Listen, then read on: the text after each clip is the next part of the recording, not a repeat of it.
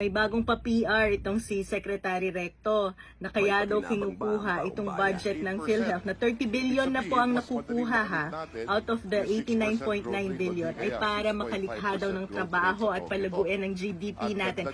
Alam niyo po, wag na tayong maglokohan. Alam niyo yung tunay na dahilan kung bakit kailangan ng pera ng gobyerno? Ito po after mag-bicameral meeting for the 2024 budget, yung budget ng House of Representatives biglang lumaki at dinagdagan by 12.5 billion pesos. At ang may hawak ng pondo ng House of Representatives walang iba kundi si Congresswoman Yeda, ang chair ng Committee of Accounts, Mrs. ni Speaker Romualdez.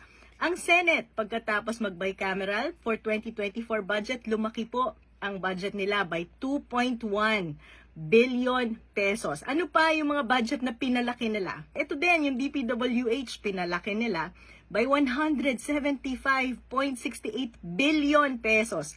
So bakit kailangan natin ng pera? Kasi pinalaki nyo ng pinalaki yung budget for flood control, for your pork barrel, for the House of Representatives, for DPWH, for the Senate.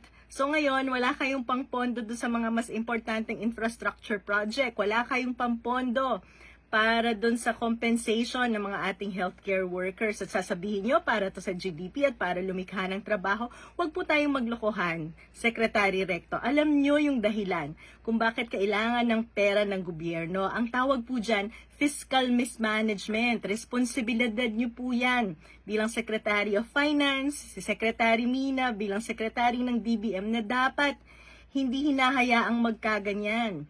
Pero pinalaki yun ng pinalaki yung budget, wala naman palang pondo. Ngayon kinukuha nyo yung PhilHealth Fund na dapat sana ay tutustos sa mga pangangailangan ng taong bayan. Ano ba naman yan? Huwag tayong maglokohan.